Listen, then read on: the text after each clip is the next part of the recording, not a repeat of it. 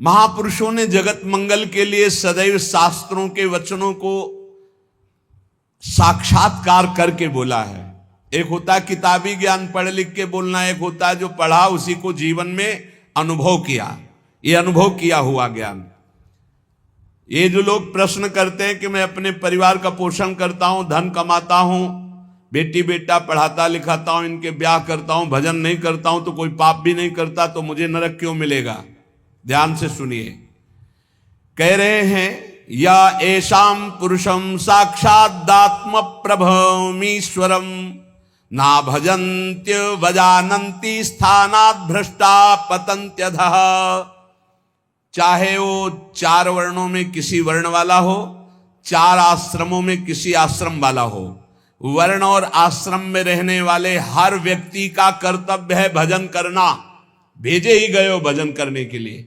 ये मानव देह भोगों के लिए नहीं, यथावत धर्म पूर्वक भोग को भोगते हुए भजन करते हुए भगवत प्राप्ति करने के लिए। इस तन का एक ही फल है भजन।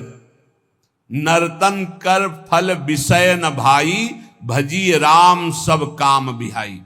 जो मनुष्य मानव देह प्राप्त करके भजन नहीं करता उसको इस बात का दंड मिलता है। वो अपने वर्ण आश्रम से भ्रष्ट होकर नीच योनियों में जाता है और बहुत कष्ट पाता है। क्यों? क्योंकि एक ही ये योनि है जिससे हम निकल पाएंगे 84 लाख योनियों में। भगवान ने कृपा करके दिया है। खास करके विवेकवान पशुवत मनुष्य जीवन व्यतीत करने वाले तो बहुत हैं विश्व में, जिनको कोई भगवान से मतलब नहीं। थोड़ा कुछ धार्मिक हुए तो नर्क स्वर्ग तक की बात है। जीवन मुक्ति या भगवत साक्षात्कार ये तो बातें ही नहीं मिलेंगी। अगर कहीं मिलेंगी तो किसी भारत के ब्रह्म ऋषि का बीज बोया हुआ है तभी मिलेंगी, ये अन्यत्र नहीं है। जीवन मुक्त होना, तत्वबोध और भगवत प्रेम, भगवत साक्षात्कार ये केवल भारत की भूमि के ब्रह्म ऋषियों ने अनुभव किया। अन्यत्र तो बस स्वर्ग और नर्क इन्हीं की चर्चा मिलेगी। अगर कहीं है तो किसी भारत के ब्रह्म ऋषि का बीज बोया हुआ है, वहां अन्यथा नहीं है। बड़े भाग्य हैं कि इस पावन भूमि में जन्म लेकर हम भजन करके भगवत प्राप्ति करते हैं। लोगों की मान्यता है हमारी कामना भगवान तो पूर्ण नहीं करते। कहां भगवान, कैसा भगवान, कौन भगवान? बाप को बाप नहीं मानोगे तो बाप को कुछ बिगड़ जाएगा क्या? सब मम प्री सब मम उपजाए। कैसे लोग अज्ञान में भटक रहे।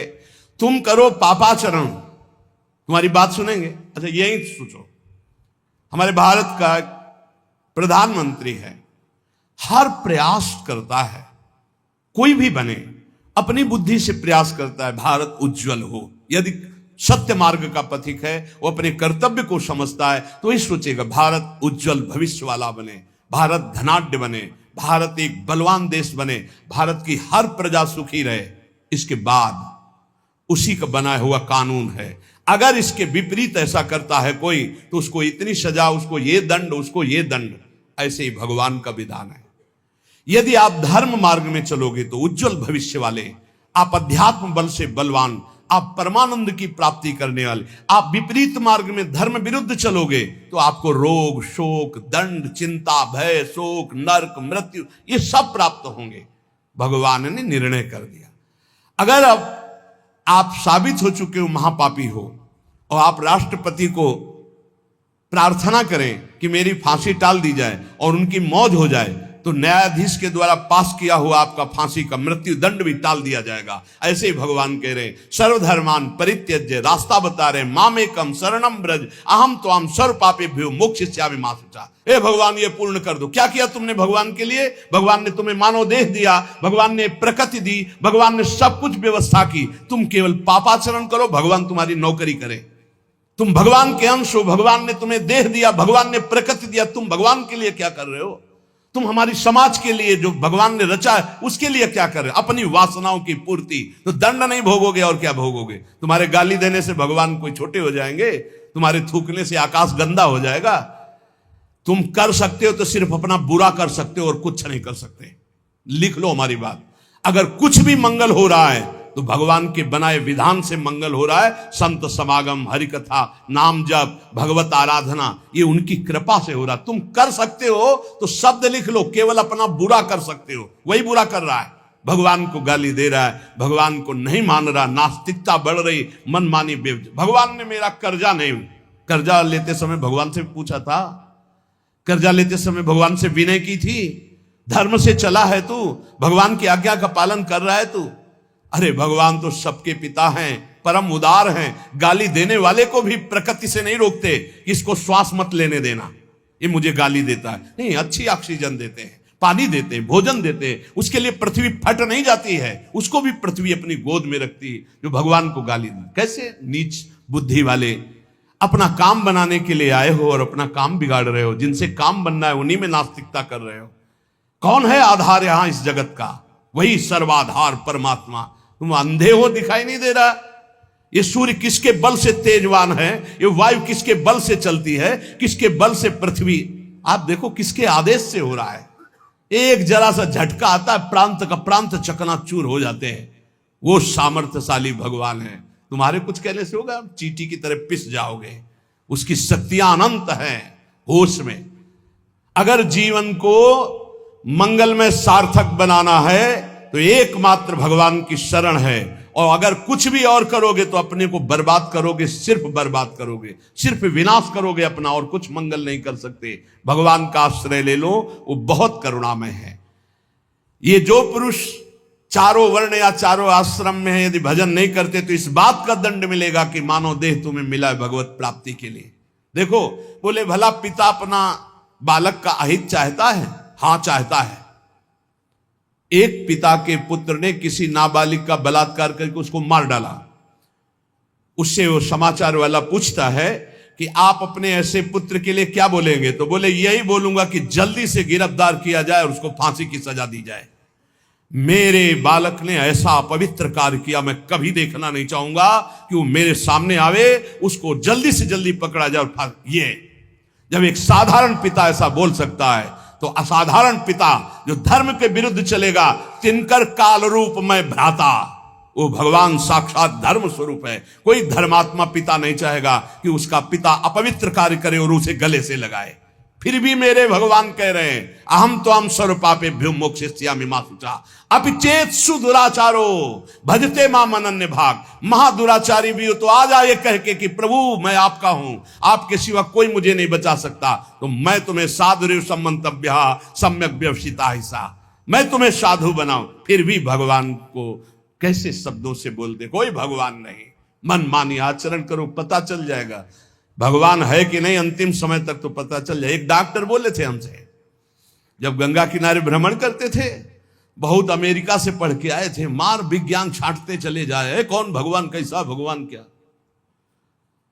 अब गंगा किनारे तो एक अलग रहनी थी, उदासीन, ना बोलना किसी से। तो उनसे कहा, नहीं ऐसा अपमान मत करो, भगवान, अब कैसे हम तुम्हें छाती चीर के दिखावें कि हैं, हम ऐसे जी रहे हैं, ये साधु महात्मा ऐसे जी रहे हैं, केवल हवा में जी रहे हैं, नर्क स्वर्ग की चाह नहीं। लेकिन छाती से कहता हूं, हृदय से कहता हूं, त्रुटि हमारी, करुणा उनकी। अगर कहीं भी हमें कुछ भी असंतोष हुआ है तो मेरे आचरण का, मेरे विचार का, मेरी क्रियाओं का हुआ है, और उनकी कृपा का वार पार नहीं। अपार करुणा करुणालय। और मिलना, तुम बहुत दूर हो हमसे, तुम दूर हो, लेकिन मेरे प्रिया प्रीतम मेरे से दूर नहीं। अब वो कोई ऐसी दूरबीन नहीं कि मैं तुम्हें दिखा सकूं कि देखो। ये हम कोई प्रमाण तुमसे नमस्कार नहीं चाहने के लिए कह रहे, ये इसलिए कह रहे कि प्रभु कितना प्यार करते, तुम्हें कैसे बताऊं। हजारों प्राण हो तो न्यौछावर कर दे, ऐसा प्यार करते हो। ऐसे नहीं को स्वप्न में आके प्यार करते हो, भाव में आके प्यार करते हैं। जैसी भावना करोगे वैसे ही तुम्हें अनुभव कराएंगे। वो है, प्रत्येक कण में है, प्रत्येक क्षण में वो मेरे साथ है। ऐसा बिल्कुल माइक से कह रहा हो, आचार्य बल से, गुरु बल से, कि विश्वास करो, वो केवल ध्यान का विषय नहीं है, वो केवल भजन का विषय नहीं है, वो मित्र की तरह मिलते हैं, वो संभाषण करते हैं, वो साथ खेलते हैं। पर ये बात वही देख सकता है जो उन तक पहुंच चुका है, जो उनके चिंतन में तन्मय है। अन्यथा ये मायाकृत नेत्रों से बात नहीं देखी जा सकती।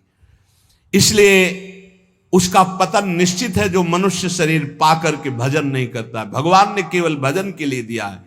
दुष्यंता पर कायेषु स्वात्मानम हरिमीश्वरम मृतकेशानुबंधेस्मिन् बद्ध स्नेहा पतंत्यधः।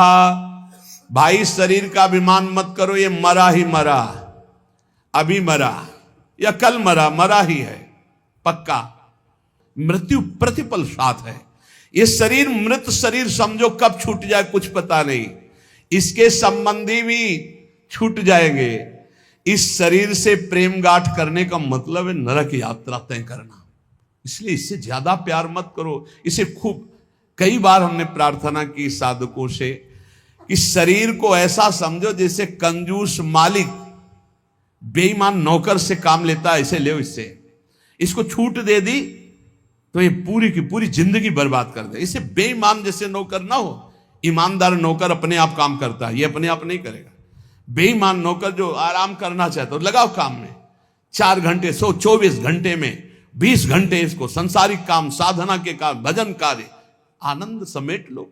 यहां कमाने आए हो, यहां कोई तुम्हारा घर नहीं, कोई मकान नहीं, कोई दोस्त नहीं, कोई परिवार नहीं। ये परदेश है स्टेशन जैसा। तुम्हारी टिकट कटी, भागे, पूछोगे भी नहीं कि ये पत्नी तुम कैसे रहोगे, ये बच्चों तुम कैसे रहोगे। नहीं, चले गए, दोबारा कभी देखने को नहीं मिलेगा। न तुमको वो, न वो तुम्हें, कभी नहीं मिलेगा। ये ऐसा माया का जादू का खेल, सत्ता ही खत्म हो जाती है। इसलिए हे भाई, इस शरीर में रहने वाले अपने स्वरूप को जान लो और किसी से भी द्रोह मत करो। वो मूर्ख हैं जो इस अपने शरीर को तो अमर मानते हैं, दूसरे शरीरों को मारकर खाते हैं मांस। देख लो, ये ऋषि मुनियों की वाणी है। आत्मस्वरूप को पहचान लो, वही आत्मा चीटी में, वही सर्वत्र भगवान है। वो मूर्ख हैं जो अपने शरीर को आत्मा मानकर पोषण करते हैं, दूसरे शरीरों की हत्या करके उनका मांस खाते हैं। बोले हम हत्या नहीं करते, हम तो दुकान से ले आते हैं, तो बराबर फल मिलता है। कर्ता, प्रेरक, अनुमोदन, तीनों को बराबर पाप मिलता है। एक जो काट रहा है, एक जो खरीद के ला रहा है, और एक जो बनाकर पका करके खा रहा है, खवा रहा है। तीनों को नरक बराबर दंड मिलेगा। कर्ता, प्रेरक, अनुमोदन। ये कैवल्यम संप्राप्ता ये चातातिश्च मूढ़ताम त्रैवर्गिका क्षणिका आत्मानं घातयन्ति ते। जो लोग ये भगवत प्रदत्त शरीर प्राप्त करके कैवल्य परम पद प्राप्त नहीं कर लेते और ज्ञान बघाड़ते रहते हैं, वो पूरे ज्ञानी भी नहीं है और पूरे मूर्ख भी नहीं है। उनकी बड़ी दुर्दशा होती, ना इधर के रहते ना उधर के रहते, मजरे ढो। सदैव वो अर्थ, काम, वासना इन्हीं में फंसे रहते हैं। एक क्षण के लिए उनको चैन शांति नहीं मिलती। जो मनुष्य शरीर पाकर अपना उद्धार नहीं कर लेता, वो अपने पैरों में मानो अपने हाथ से कुल्हाड़ी मारकर काट रहा है, वो आत्मघाती है, वो दुर्गति को प्राप्त होता है। एत आत्महनो अशांता अज्ञाने ज्ञान मानिनः सीदंत्य कृत कृत्या वही काल ध्वस्त मनोरथा। ऐसे जो ज्ञान बगाड़ते रहते हैं और ब्रह्म बोध नहीं किया, निरंतर भजन नहीं करते, इनको आत्मघाती कहते हैं। जानते हैं पर मानते नहीं हैं। ये इन आत्मघातियों को कभी शांति प्राप्त नहीं होती, इनकी कर्म परंपरा कभी नष्ट नहीं होती। काल भगवान सदा सर्वदा इनके मनोरथों पर पानी फेरते रहते, हृदय की जलन विषाद कभी मिटने को नहीं होती। इसलिए हित्वात्यायास रचिता गृहापत्य सुहृच्छ्रिया तमो विशंत्य निच्छन्तो वासुदेव परांगमुखा। वासुदेव भगवान श्री कृष्ण के चरणों का आश्रय ले लो, उनसे विमुख मत हो। विमुख होकर यदि तुमने धन रुपया पैसा मकान सब समेट भी लिया तो भाई जब जाओगे कुछ साथ नहीं। एक बार कृष्ण कहा, एक बार राम कहा, एक बार राधा कहा, ये सत्य वस्तु तुम्हारे साथ जाएगी। इसलिए बार बार राम राम कृष्ण कृष्ण हरि हरि राधा राधा बोलते हुए अपना काम करो तो तुम्हारा लौकिक भी पुष्ट और पारलौकिक भी पुष्ट हो जाएगा। जो भगवान नाम जप नहीं करता, भगवान से विमुख है, ना चाहने पर भी विवश होकर उसे घोर नरक में जाना पड़ता है। इसलिए सदगति प्राप्त करने के लिए नाम जप अत्यंत आवश्यक है। ये कलिकाल की बड़ी महिमा वर्णन की भगवान व्यास जी ने।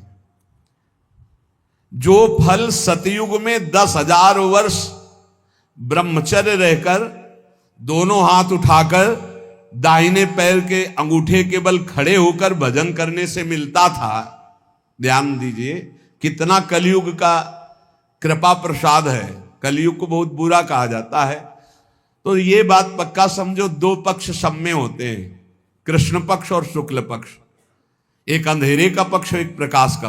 तो कलयुग में दो पक्ष हैं। एक अंधेरे का पक्ष अगर भगवान से विमुख हो तो नष्ट कर देगा। यहां कह रहे हैं भगवान महर्षि वेद व्यास देव जी, यत्कृते 10,000 त्रेतायाम हायनेन तत् द्वापरे तश्च मासेन हरहोरात्रेण तत्कलौ तपसौ ब्रह्मचर्यस्य जपादेश्च फलम द्विजा प्राप्नोति पुरुषस्तेन कलिसाध्यति भासितम। सतयुग में 10,000 वर्ष ब्रह्मचर्य से रहकर दाहिने पैर के बल अंगूठे के खड़े होकर दोनों हाथ उठाकर मंत्र जपने से जो फल मिलता था, वह त्रेता में 1 वर्ष ऐसी साधना, द्वापर में 1 मास 1 महीने, और कलयुग में 24 घंटे नाम कीर्तन करने से वो फल प्राप्त हो जाता है। सतयुग में 10,000 वर्ष तक, सोचो कितना बड़ा। कलयुग जैसा कलयुग समयुग आन नहीं, जो मन कर विश्वास, जो नर कर विश्वास, बहुत बड़ा लाभ कलयुग। 24 घंटे नाम कीर्तन से वो फल मिलेगा, जो बड़ी बड़ी तपस्याओं से, बड़े बड़ी साधनाओं से। बोले सतयुग बहुत श्रेष्ठ है, द्वापर त्रेता बहुत श्रेष्ठ है, हमें लगता कलयुग बहुत श्रेष्ठ है। धन्य है कलयुग जो 24 घंटे नाम कीर्तन से वो हजारों वर्ष की तपस्या का फल प्राप्त करा दे। भगवान व्यासदेव जी कहते हैं मैं कलयुग की पूजा करता हूं, मैं उसे सर्वश्रेष्ठ कहा कि सतयुग में ध्यान, त्रेता में यज्ञ, द्वापर में देवार्चन, ध्यायन कृते यजन यज्ञ त्रेतायाम द्वापरेर्चयन यदाप्नोति तदाप्नोति कलौ संकीर्त केशवम। जो सतयुग में ध्यान से, त्रेता में यज्ञ से, द्वापर में पूजा करने से मिलता था, कलयुग में केवल नाम कीर्तन से फल मिल जाता है। इसीलिए नाम संकीर्तनम यस्य सर्व पाप प्रणाशनम। कलयुग में सबसे बड़ी साधना नाम जप करो, नाम कीर्तन करो, लीला चरित्र गाओ, लीला चरित्र सुनो। जो इस कलयुग में अपना कल्याण नहीं कर पाया तो फिर और युग में कल्याण करना बड़ा कठिन। अंगूठे के बल खड़े होके देखो, कई मिनट खड़े रहोगे। ऐसे उपमन्यु आज बड़े बड़े महात्माओं के चरित्र आते हैं, 1000 वर्ष, 10,000 वर्ष ऐसे। अरे यही सौभरी ऋषि यमुना में डुबकी लगा के भजन करके देखो, कई मिनट करोगे। जल को स्तंभित कर दिया, समाधिस्थ। ऐसे ऐसे महात्मा, अपने लोग महात्मा कहते हैं अपने को। डुबकी लगा के 2 मिनट नहीं रुक सकते नीचे, वो समाधिस्थ हैं। मछली को देख के 50 ब्याह करते हो, तुम मोबाइल में देख के क्या करोगे, तुम्हारे क्या होगा। इसीलिए बहुत होश में। कलयुग में बहुत महानता है भगवत प्राप्ति की, बहुत सुविधा है भगवत प्राप्ति की, होश में हो जाओ तो। पर ये होश रहने नहीं देता। ये किसके होश उड़ाता है, इसका प्रवेश कहां है, बता चुके कई बार। मदिरा पान करने वाला, मांस खाने वाला, पराई स्त्री से व्यभिचार करने वाला, और स्वर्ण चोरी करने वाला, जुआ खेलने वाला, छल झूठ कपट रजोगुण, ये सब इसके स्थान है। नाम जप करो, पवित्र भगवत प्रसाद पाओ। कहां कलयुग है, आनंद ही आनंद। बोलो यहां कितनी देर कलयुग लगा तुम्हारे ऊपर, आनंद ही आनंद है। कलयुग समजुग आन नहीं, जो नर कर विश्वास, गाय राम गुण गण विमल भवबिन तरह प्रयास। कितना बड़े कलयुग, केवल नाम आधारा, कोई बात और हो ना हो, राधा राधा राधा, पार हो गए। सुखस्यांतरम दुखम दुखस्यांतरम सुखम पर्यायेणोपसर्पन्ते नरम नेमि मरा इव। भाई जैसे रात के बाद दिन आता है, दिन के बाद रात आती है, ऐसे तुम सुख में हो तो दुख आने वाला है, तैयार हो जाओ। और दुख में हो तो सुख आने वाला है। सुखम श्यांतरम दुखम, दुख श्यांतरम सुखम, भगवान व्यासदेव जी कह रहे। ये पक्का तुम्हारे पूरे जीवन क्रम लगा रहेगा, क्योंकि तुम्हारा प्रारब्ध रच चुका है। सुख के बाद दुख, दुख के बाद सुख, ऐसा चलेगा। ये चक्र की तरह चलता रहता है। इसलिए तुम सुख में फूलो नहीं और दुख में प्रभु को भूलो नहीं। नाम जप निरंतर करो तो सुख दुख से परे हो जाओगे।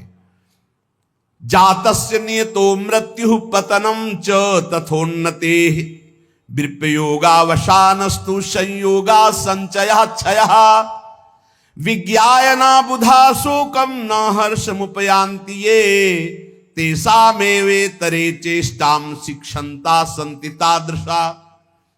हे भाई, मेरी बात सत्य मान लीजिए। जातस्य नियतो मृत्यु, तुम्हारा शरीर जन्म लिया है ना, मरेगा पक्का। कल एकांतिक में एक भाई से पूछा, प्रश्न कर रहे थे, भाई तुम्हें कभी आता है कि मरोगे? बोले नहीं। हमारा सत्संग सुनना रोज मिलेगा ये आपको।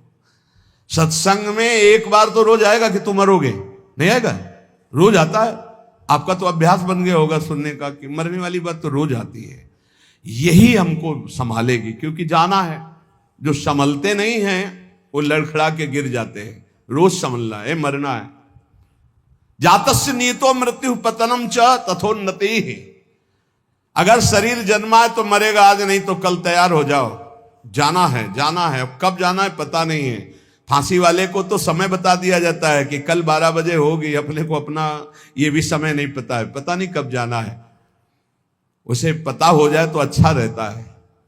सब डर जाते कि इतना रह गए। बर्थडे कोई तो मनाता नहीं, शोक डे जरूर मनाता, लेकिन अब पता नहीं इसलिए बर्थडे मना रहे हैं। वैसे तो नहीं मनाना है, नहीं मनाना है। मनाना है गुरु प्रदत्त जन्मदिन। जिस दिन से दीक्षा हुई वही दिन हमारा सार्थक है। और यदि मनाना है तो नाम कीर्तन करके मनाना है। बर्थडे कैसे मनाया जाता है जानते हो? प्रिया प्रीतम को विराजमान करो, श्रृंगार करो, ब्याहुला करो और रात भर कीर्तन करो और खूब सबको पकवान पवाओ और जय जयकार लगाओ। हम कह रहे रोज बर्थडे मनाओ, बहुत बढ़िया है भैया। इस तरह का बर्थडे, इस तरह का बर्थडे। खोल रहे हैं शराब, गंदी गंदी सब खान पान और नाच रहे हैं, और ये कोई बर्थडे? समय नष्ट कर रहे हैं। कितना कीमती, राधा राधा राधा, कितना कीमती समय आप कैसे नष्ट करो? बहुत लोभ लगता है। इतना कीमती, एक श्वास खरीद नहीं सकते 50 वर्ष की कमाई में। 50 वर्ष की कमाई की जो श्वासें तुमने व्यर्थ की, सब श्वासों के द्वारा जो आपने धन एकत्रित किया, एक श्वास नहीं खरीद सकते। ऐसा कीमती श्वास राधा राधा। कह रहे हैं नित्य ये ध्यान रखो कि शरीर जन्मा है तो मरेगा। कुछ अच्छा नहीं लगेगा ये बात ध्यान रखने पर, नहीं लगता अच्छा, कुछ अच्छा नहीं लगता। बस यही लगता है कि एकांत हो जाए, कितना भजन कर ले, बस यही सार्थक है। जीवन की सार्थकता नाम जप कर लो। मरना है यार, कोई साथ नहीं जाने वाला। और आपको अनुभव की बात बता रहे, सब अपने लिए तुमसे प्यार करते, तुम्हारे लिए कोई प्यार नहीं करते। किसी ने हमसे कहा कि आपको तो बहुत लोग प्यार करते हैं। हम कहा आपकी नजर में, हमारी नजर में नहीं। वो कहा क्यों, आपको ऐसा क्यों नहीं लगता? हम कहा हमें इसलिए नहीं लगता कि सब अपने लिए हमें प्यार करते हैं। हमारे लिए तो प्रिया जो प्यार करते हैं, सिर्फ प्रिया जो, वो हमारे लिए प्यार करती है। सब अपने लिए, हमारे लिए नहीं। हमारे लिए तो प्यार करते तो पहले भी प्यार होता ना, नहीं हुआ। हमारे लिए तो प्रिया जो पहले भी प्यार करती थी, अब भी प्यार करती है, और वो करती ही रहेंगी क्योंकि उनका स्वभाव है ऐसा। संसार का प्यार भगवत समर्पण करने के लिए हमें मिल रहा है। आपका प्यार लिया प्रियाजू के चरणों में समर्पित, हमारे लिए नहीं, हमारी प्रियाजू के लिए। हमारे लिए प्यार सिर्फ हमारी प्रियाजू का है। आप प्यार करते हैं प्रियाजू के लिए, आप प्यार करते हैं, उस प्यार को प्रियाजू के चरणों में हम चढ़ाते हैं। वो प्यार मेरे लिए नहीं, वो प्रियाजू के लिए, जिससे आपको प्रियाजू कृपा करके प्यार करें, आपका दुख नाश करके परम सुख प्रदान करें। तो हे भाई, जिसका जन्म हुआ उसकी मृत्यु निश्चित है, और जिसकी आज उन्नति है कल उसकी मृत्यु, उसका विनाश, उसका पतन। यही खेल है मृत्यु लोक का। ये बात परसों सत्संग में कही थी। पहले ये नहीं था और बाद में भी ये नहीं रहेगा। हे अर्जुन, ये बीच में दिखाई दे रहा है, इसलिए इस पर विश्वास नहीं। कभी भी उन्नति को उन्नति रूप में स्थायी कहीं नहीं पाया गया, वो अवनति में आई। कभी भी अवनति सदैव अवनति नहीं बनी रहती, वो उन्नति को प्राप्त होती। ये चक्र चल रहा है, इसलिए अभिमान मत करो, फूलो मत, निरंतर भजन परायण रहो। मोहादधर्म या कृत्वा पुनः समनुतप्यते मना समाधि संयुक्तो नशा सेवते दुष्कृतम। ये जो मोहवश अपने शरीर को अविनाशी मान करके पापाचरण करते हैं, ये सच्चे हृदय से प्रायश्चित कर ले, नहीं तो नष्ट हो जाएंगे। हर पाप बम की तरह जमा हो रहा है तुम्हारा, जब फूटेगा ना बिल्कुल नष्ट कर देगा, किसी काम का नहीं रखेगा। जो जो तुम जान रहे हो कि पाप हो रहे हैं, इनका फटाफट प्रायश्चित कर लो। पाठ के द्वारा, भजन के द्वारा, संत महापुरुषों की सलाह के द्वारा उनको नष्ट कर दो। नहीं, वो जब वृक्ष रूप हो जाएंगे तब फिर तुम नष्ट नहीं कर पाओगे।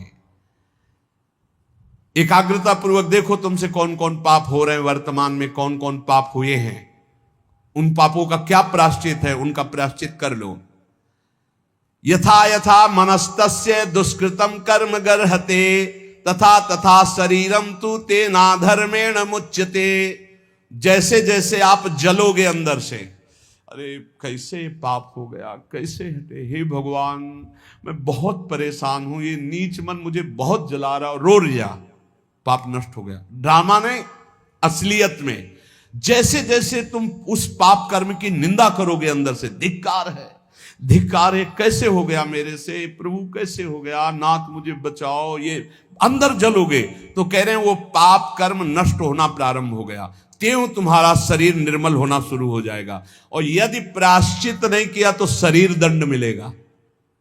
इसीलिए जैसे कोई तुम्हारी निंदा कर रहा है, कोई तुम्हारा अपमान कर रहा है, तुम्हारा मन जल रहा, सह लो, तुम्हारे पाप नष्ट कर रहा है वो। बड़ी कृपा है उसकी हमारे ऊपर कि बिना शारीरिक दंड के वो मन को जला करके हमारे पापों को भस्म कर देता है। यदि आपने प्रायश्चित नहीं किया, आपने पाठ जप तप के द्वारा पाप को नष्ट नहीं किया तो वो दंड देगा। एक और उपाय बता रहे हैं, यदि विप्रा कथयते विप्राणाम धर्मवादिनाम ततो अधर्म कृतान क्षिप्रम अपराधात प्रमुच्यते। यदि ब्रह्म ऋषि कोई महात्मा, एक तो सुनेंगे ही नहीं, और यदि वो आपकी बातें सुन लें कि आप उनसे कह दें कि मैंने ये पाप किया है, अब इसका क्या प्रायश्चित है, यदि वो कह दे जाओ ऐसा कर लो, तो उसी कृत्य से आपका सारा पाप नष्ट हो जाएगा। अगर वो ये कहते हैं अरे कुछ नहीं करना, सब ठीक हो जाएगा, जाओ, बिना कुछ किए सारे पाप नष्ट हो जाएंगे। इतनी महिमा गुरुदेव की, ब्रह्म ऋषियों की। यदि विप्राह कथयते विप्राणाम धर्मवादिनाम ततो अधर्म कृतात विप्र अपराधात प्रमुच्यते। वो अपराध रहित हो जाएगा।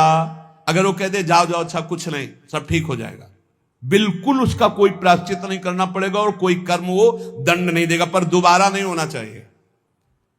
एक ध्यान रखिए, क्षमा उसी का होता है जो पुनः नहीं करता। अगर पुनः करता है तो फिर वो मिल जाता है। प्राण यात्रा निमित्तम च व्यंगरे भुक्तवज्जने काले प्रशस्त वर्णानाम भिक्षार्थी पर्यटेत गृहान। विरक्त उपासक को चाहिए कि अपने जीवन यापन के लिए केवल उतनी ही भिक्षा ग्रहण करे जिससे पेट पोषण हो जाए, बस। ये आप लोगों के लिए बहुत बढ़िया है। देखो, किसी से मांगना नहीं, कोई संग्रह नहीं, कोई परिग्रह नहीं, रोज का रोज जो श्री जी का प्रसाद खाओ, रात दिन भजन करो, काहे प्रपंच में फंसते हो। ये रुपया, ये मोबाइल, ये संसारी लोगों से मिलना जुलना, ये गुरु कृपा से ही बचा जा सकता है, अन्यथा भारी प्रपंच है। रुपये में एक भारी दोष है, 99 का चक्कर नहीं हटता रुपये में, ये भारी दोष है। 100 जमा हुए तो 110, 120, 130 जमा करते करते मर गया, चवन्नी खर्चा नहीं किया, नरक गया। बहुत बहुत विचित्र है। भगवान बचावे। जैसे कंचन दलदल, वैसे कामिनी दलदल, वैसे कीर्ति दलदल। इन दलदलों में जो गिरा तो गुरु कृपा बचाए तो बचाए, नहीं निकल पाना मुश्किल है। बहुत खतरे का दलदल है, ऊपर से एकदम रोड जैसा दिखाई देता है और गए तो बस निकलने लायक नहीं रहोगे। कंचन कामिनी कीर्ति का दलदल। जीवन निर्वाह के लिए बस उदर में डाल लो, खूब डट के भजन करो, भगवत प्राप्त हो जाओ। जितना कम से काम चला लो उतना ही अपना भजन बचा लो। एक बार गिरिराज जी में जब पूज्य पंडित गया प्रसाद जी की समाधि, तो गुरुदेव भगवान ने कहा, इनका प्रकाश जानते हो क्यों हुआ? 45 वर्ष की अवस्था में गिरिराज जी महाराज के समीप विरक्त होके रहे, पर जिस दिन से विरक्त हुए उस दिन से कभी पैसा नहीं छुआ बाबा ने, कभी बाबा ने स्त्री स्पर्श नहीं किया, कभी बाबा ने प्रणाम नमस्कार स्वीकार नहीं किया।